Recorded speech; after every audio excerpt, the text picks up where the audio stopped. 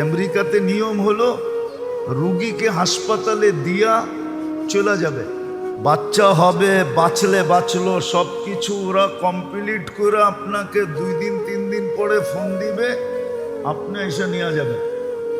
কিন্তু স্বামী তো নাছোড়বান্দা, ভর্তি করছে ঠিক, কিন্তু সর্বক্ষণ দাঁড়ায় আছে।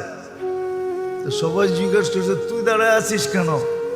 তোরে বুঝাইছে, বল তোর শরীরের একটা অঙ্গ অর্ধেক যদি কোথাও থাকে তাহলে আর অর্ধেক ওর সাথে থাকবে না পৃথক থাকবে? বলছে শরীর তো একটা, এটাকে তো অর্ধেক করা যায় না। তো বলে এ তো আমার অর্ধাঙ্গনী, তো আমি ওর থেকে পৃথক থাকি কি করে? ও তো 10 মাস কষ্ট করলো আমার বাচ্চার জন্য, আমি ওর জন্য 2 দিন কষ্ট করতে পারবো না? এই স্বামী স্ত্রীর ভালোবাসার টান দেখে ওই নার্স মুসলমান হয়ে গেছে। বলছে আমি মুসলমান হইলেও কি আমার স্বামী হইলেও এরম করবে আমার জন্য? বলছে অবশ্যই, এটা আমাদের ইসলামের নীতি। মুসলমান হয়ে গেছে।